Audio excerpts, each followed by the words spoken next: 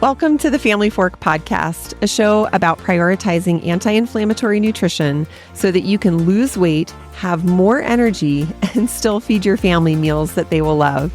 I'm Ashley Malik, and my mission is to give you simple solutions for nutrition so that you can finally reach the health and wellness goals that you have been after. Let's get started. Hello there, and welcome back to another episode of the Family Fork. I just have to tell you that I am so glad that you choose to tune in here every week.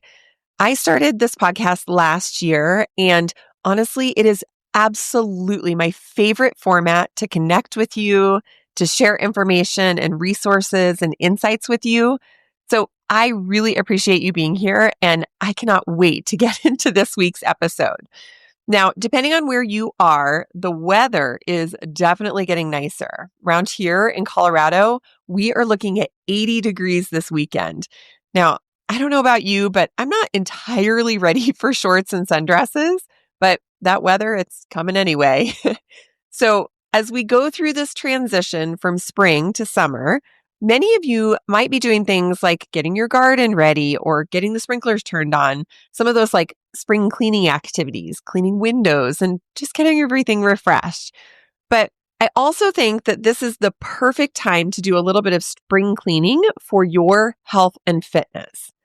Not only is this a great time to clean out your pantry and take an inventory of your fitness equipment, but it's also a great time to sit down and reevaluate your goals so that you can set some intentions and then build a really good structure with a plan that is going to help you continue your health and fitness journey between now and summer, and then all the way through the end of the summer.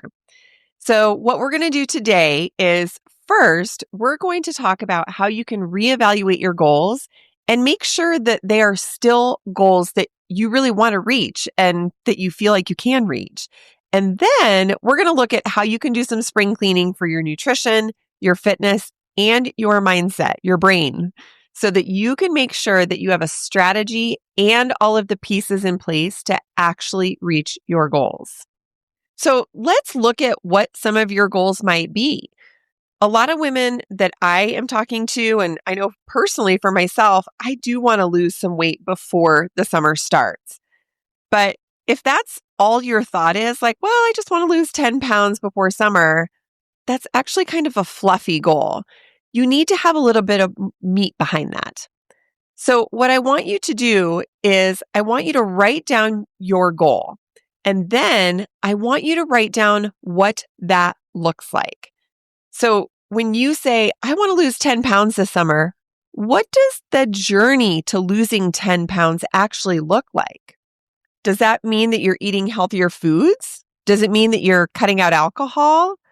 Does that mean that you're taking a walk with your family after dinner every night? Get really, really specific about what that looks like. Next, after you write down what your journey is going to look like, I want to dig in a little bit to how you want to feel when you reach that goal. Again, it's really easy to say, oh, I just want to lose 10 pounds.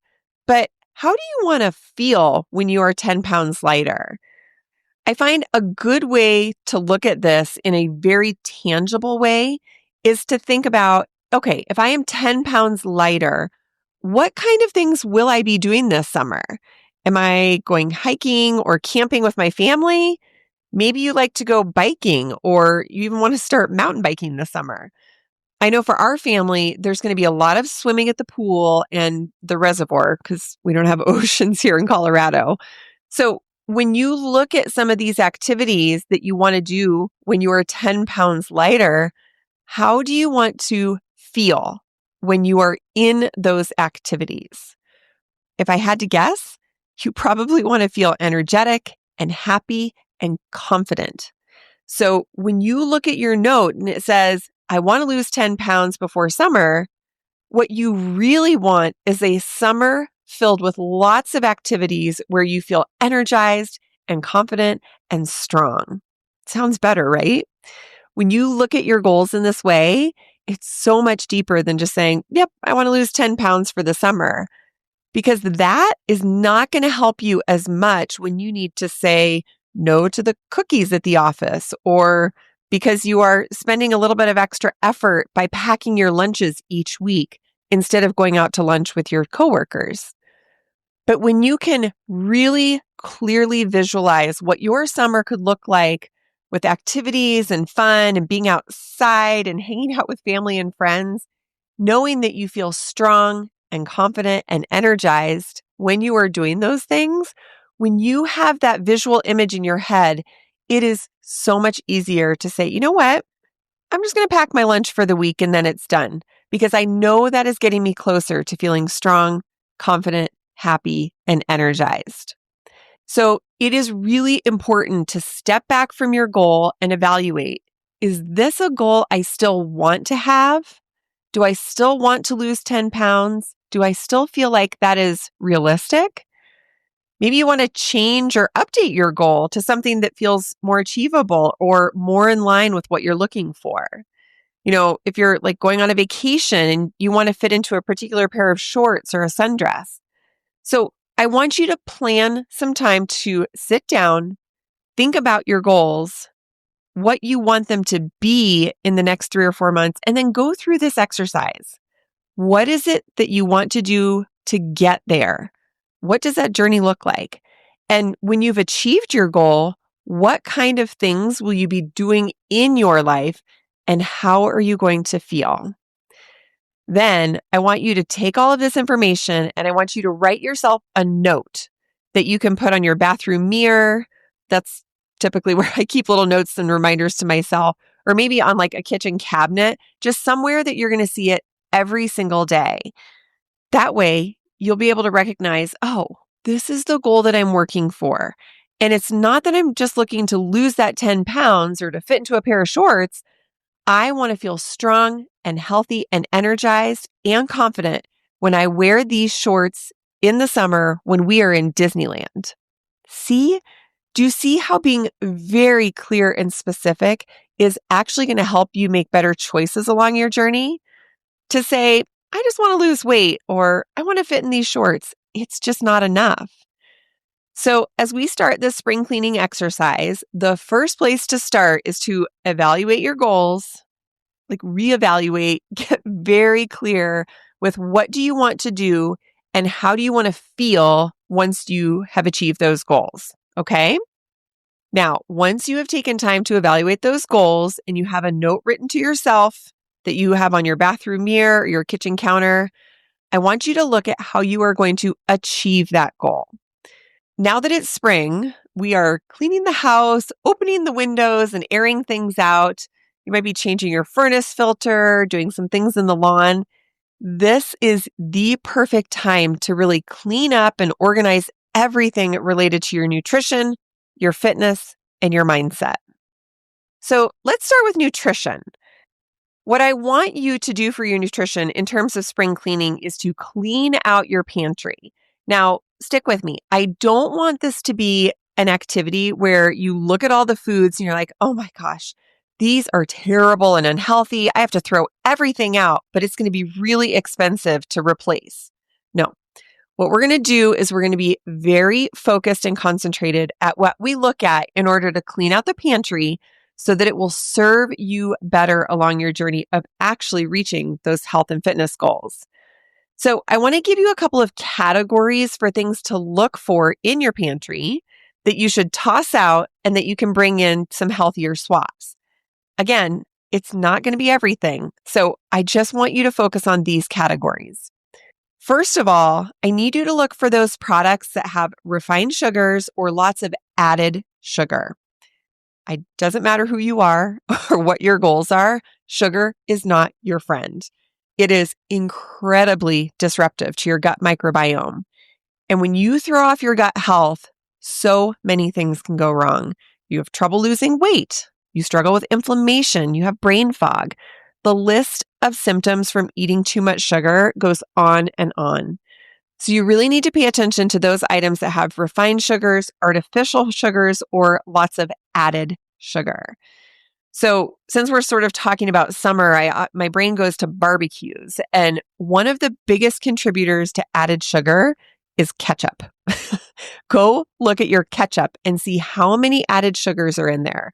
We don't need that much sugar, especially in our ketchup.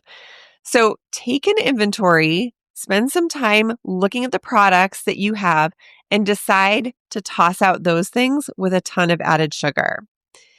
I'm going to get to some swaps in just a second, so stick with me. But I want to finish the categories that we're looking at so you can really give your pantry a good spring cleaning. So you know you're going to look for those products with refined or added sugars. But the next category you're going to investigate is products that have dyes, preservatives, especially MSG or TBHQ. All of these things are incredibly disruptive to your health. Now, like I just said, when your gut health is bad, it impacts the rest of your body. If you have trouble sleeping at night, if you have a lot of joint pain, if you struggle with anxiety and depression, these artificial ingredients are so toxic to your body, and they can make all of those things even worse. So we're looking for artificial colors, artificial flavors, and two ingredients that I mentioned, MSG and TBHQ. So MSG, monosodium glutamate, and you will find that in things like Doritos and Cheetos, chips, crackers, cookies, different things like that. Also condiments. Interestingly, I just learned the other day that MSG used to be given to soldiers in times of extreme fighting. What happened was they were experiencing so much trauma that they didn't want to eat. They just had no appetite. So the soldiers were actually given MSG as a way to trigger their body to have an appetite so they would eat enough and have enough energy to survive and to keep fighting. Today, we do not need that in our food. We just absolutely do not need it. Now, TBHQ is a really tough one because if you have teenagers, unfortunately, your teens are eating a lot of TBHQ. They'll eat it in things like Takis or Doritos, frozen foods, microwave snacks. You see it in like crackers and chips, microwave popcorn, sometimes in dairy items. TBHQ is a food additive that helps preserve the life of food while it sits there on the shelf. So you're really going to see a lot of this in processed shelf-stable foods. What's interesting is that TBHQ is only allowed in extremely limited products and concentrations in the EU because of the impact that it has on immune response and gut health. Honestly, I could go on about food preservatives and artificial flavors and colors, but for the purpose of your spring cleaning this week, I want you to look for those products that you have in your pantry that have artificial colors, flavors, MSG, or TBHQ. And then I want you to really strongly consider tossing those out. Now, here comes the hard part. I mentioned teenagers. So if you have teenagers or your spouse or your partner likes to eat a lot of these foods, you are probably going to face some resistance. And I get it. I understand that. I want you to remember the goals that you have written out for yourself. Remember, you had posted them on your bathroom mirror or your kitchen cabinet. And I want you to remember how you want to feel. That is going to be the driver for you, even if some of these foods stay in your pantry for the benefit of your family. At least you know what you are marching towards. You know the goals that you are trying to achieve. And so that needs to be the driver for you when you look at that bag of Doritos. And, I mentioned Doritos because I used to love Doritos. And when I think about them now, my mouth kind of waters, but I also know how damaging they are to my body. So I choose not to eat the Doritos, even though they're probably in my pantry. But with your family, one of the things that you can do is encourage them to make some different swaps. One of the best ways to do this is to take them shopping with you. You can go to Sprouts or Vitamin Cottage, Whole Foods, any of those natural grocery stores that you have in your area. And you're going to see that there are a ton of comparable products. They're just not made with those garbage ingredients. So I want to give you a list of products that are good for swaps and that we use all the time in our house. What's great about these is that my daughter still feels like she's getting like the cool things, the cool foods, but they're not filled with artificial flavors and preservatives and added sugars. So I talk about this all the time, especially if you follow me on Instagram. You will see that Hu chocolate, HU chocolate, is absolutely one of my favorite chocolate swaps. Instead of having a Reese's peanut butter cup, which has TBHQ, Hu chocolate makes chocolate bars that are either solid dark chocolate or they have them filled with some kind of nut butter. They have a raspberry cashew butter that's really good, a hazelnut butter. Their chocolates are so good. So I think that's a really good option to look for. And they don't use refined sugar, they use coconut sugar. It's just a really healthy alternative. Now, when it comes to chips and cookies specifically, I always look to the Siete brand. It's Siete. They have really delicious chips. They just launched, or it's new to me anyway, a Mexican street corn chip. It's so good. They have Mexican wedding cookies and lots of cookies that are just really a great option for you. So anything from the Siete brand is going to be a great swap. And then I want you to look for anything from Simple Mills, and you can find this everywhere, including Target and Walmart. So Simple Mills has mixes for muffins and breads and cupcakes. They have crackers and chips and cookies. Honestly, anything from Simple Mills is going to be a great alternative. They have a cookie that tastes like a vanilla Oreo, and they have these little chip things that are called Pop'ems. They're so delicious. You won't ever want another Dorito. They're just so good. One of my recent favorites that I have found is the Partake brand. I found it at Costco and Whole Foods, and I think Sprouts has it. They have a ton of different cookies and they are so good. They're gluten, dairy, and soy free. And I give them to Soraya, my daughter. They're in this like brightly colored packaging and they look fun and festive, but none of the ingredients are inflammatory and they don't have any of the bad ingredients that we're talking about. Also, one of my favorite snacks that I've also gotten Soraya totally hooked on is dry roasted nuts. So every week I buy almonds, pecans, and cashews, and I just dry roast them. You can put them in your oven for at 350 degrees for like 14 to 18 minutes. Just toss them once through the roasting cycle. That's it. That's all you have to do. And they are a great snack to grab whenever you want something crunchy or chewy or you just have a craving. And you know the nuts are not going to be loaded with additives or preservatives or artificial flavors or colors.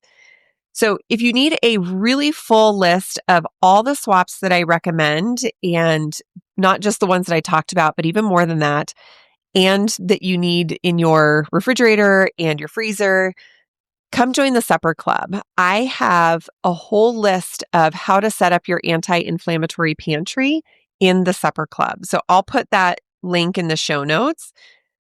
Every month you get recipes and workshops, you get group coaching with me, but you also get a huge amount of amazing resources. And one of those lists is exactly what I shop for my pantry, my freezer, my refrigerator. So we always have these foods that are like popular or on brand with what people are eating out there these days, but they're actually the healthier alternative. So it's a great option if you're trying to get your family to make some transitions too. Definitely jump into the Supper Club so you can get that guide. Also, if you're really unsure of where to start, one of the best places to get started with understanding how to change up all the ingredients in your kitchen, I want you to download the free guide called Perimenopause Weight Loss Guide for Moms.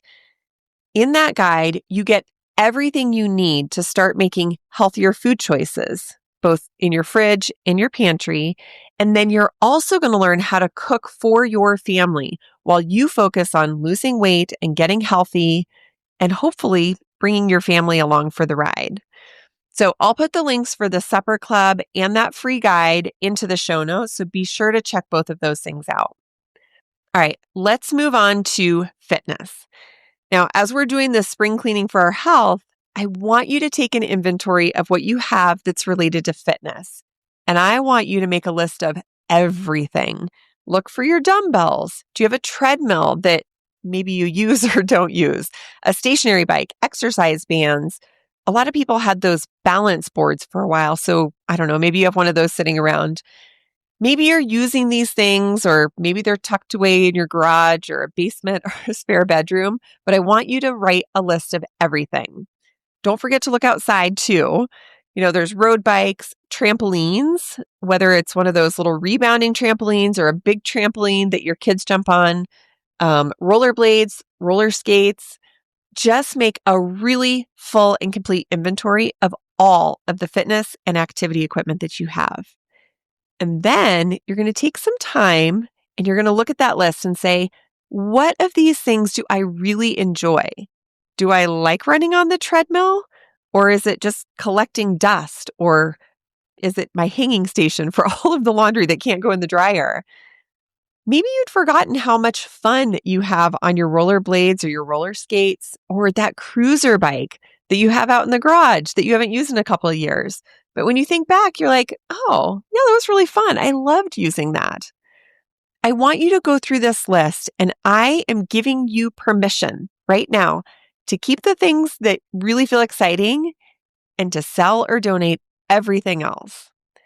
Let's not allow this fitness and activity equipment that's sitting around to make us feel guilty. I mean, how many times do you walk past that treadmill or that stationary bike and you're like, oh, I should probably be on that. I should probably be using that. But if you don't like it and it doesn't inspire you to work out or to get fit or get your steps in, it's just time to move it on. This is part of the spring cleaning. It's to clear out the mental clutter that comes with having a bunch of this stuff that's sitting around and not serving you at all. Keep the things that you love and sell the rest. One of the reasons that we like to hold on to some of our fitness equipment is because it's tied to our emotions, how we feel about it. You have these aspirations of, well, someday I'll get around to using that treadmill. Or someday if I use that treadmill, I could probably lose that 10 pounds. But here's what happens. Every time you have that thought, you also have another thought. I'm such a failure. I'm actually not even getting on that treadmill. I'm so ashamed that I bought that treadmill and I'm not even using it. Even though you're trying to lose weight or get healthy or get stronger, you feel like a failure and you feel inadequate. So it is not doing you any favors to just let that fitness equipment and activity equipment hang around where you can see it or where you don't. I mean, I know when it's stuffed in a dark corner of the garage or the basement.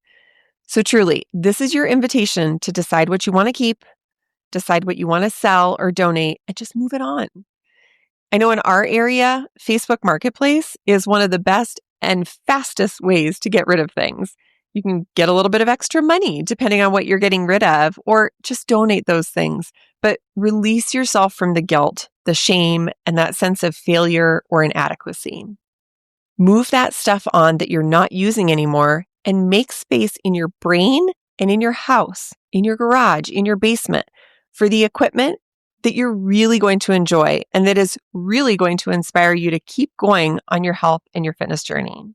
The other thing I want you to do is once you've cleared all the things out, I want you to make a new list of the items that you have that will be supportive of your health and your fitness journey.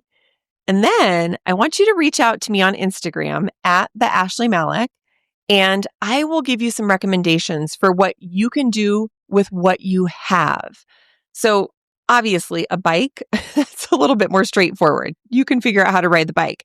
But if you have some dumbbells, or maybe you have like a barbell with a couple of those plate weights and a bench, what can you do with that? I have some ideas for you so that you will be able to build a plan around the equipment that you actually have and the equipment that you think that you're really going to have fun using. All right. Now, I mentioned when we were talking about fitness that we have a lot of feelings associated with that fitness equipment that just hangs around and it makes us feel really guilty or inadequate or like we have failed. So as we're doing this spring cleanup around our health and fitness, I want you to take some time to clean up your brain. The best question that you can ask yourself for this activity is why? Why is it hard for me to prioritize my health and fitness? Why am I struggling to stay consistent? Hopefully, by looking at nutrition and fitness and what kind of tools and resources and products that you have that support your nutrition and fitness, you're starting to recognize, okay, so maybe I have some foods that aren't serving me and that's making it really tough. Or I have some fitness equipment that I feel really guilty that I'm not using it. And I feel inadequate because I bought it, I spent the money, but now I'm just letting it sit there. So if we can start to clean up some of those things like we did at the beginning, getting really crystal clear on what your goals are, that inherently is going to help you clean up your mindset. Because when you wake up tomorrow morning, you can say, oh, you know what? My pantry is filled with really amazing and delicious foods. And I also know that I have some fitness equipment that I'm super excited about using and that is definitely going to help me get through my journey in order to hit my goals. But I also think that you might be in a situation where you might be just kind of feeling overwhelmed with the thought of getting started. One of the things that I see with my students is that they start overthinking and over planning. You plan all the meals and ingredients and you know exactly what you need to eat for breakfast, lunch, and dinner and snack. That's really good, right? Or you plan, this is how many days I'm going to work out or go to the gym. And these are the exact workouts that I'm going to do. It's also good to have that plan. But the trouble is that you can't get stuck in over planning or overthinking what your journey is going to look like. One of the reasons we stay in this zone of overthinking or over planning is because we want to avoid the feelings that might come up as we go through our journey. So here's what I mean. Say you have this like beautifully built plan for what you're going to eat and how you're going to work out. And 3 days into that perfectly planned week, everything falls apart. Something happens, a meeting runs late at work, or one of your kids gets sick, or you get sick. When that happens, you feel like a failure. So by overthinking and over planning, you're in a safety zone because you can say, oh, well, if I do these things, it will be amazing. But what if you don't do those things? Then what happens? If you don't do those things, you feel like you've failed, that you're inadequate, that you're incapable of actually doing this. And those feelings are super heavy and they don't feel good. And our body and our brain definitely want to avoid having those feelings. So instead, you stay in this zone of overthinking or over planning. A lot of my students, I hear them say, I'm overwhelmed. I'm overwhelmed with information. I'm overwhelmed with where to start. If a lot of this is resonating with you, I need you to go back and listen to episode 28. In that episode, you will hear stories about overwhelm and why feeling overwhelmed and in over planning and overthinking mode, it makes you just want to throw in the towel. It keeps you feeling safe.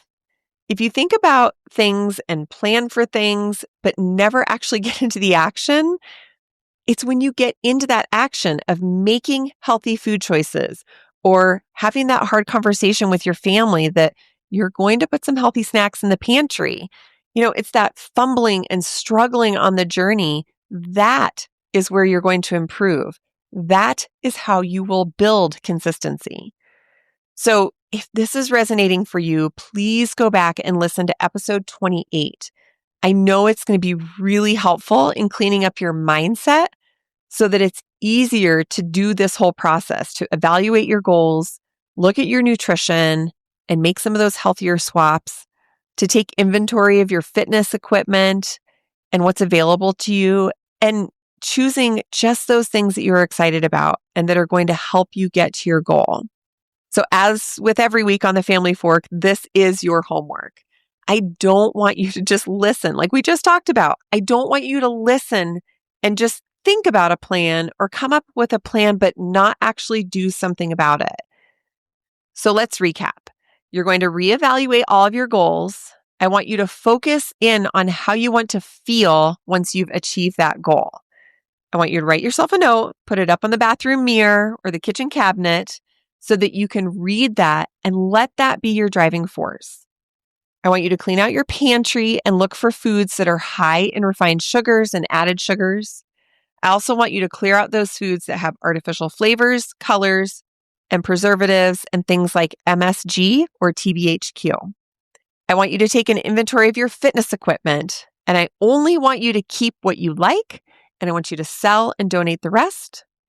And then I need you to go back and listen to episode 28 so that you can start working with your brain and understand that fumbling and struggling and failing in the process is exactly how you're going to learn and get better and reach those goals.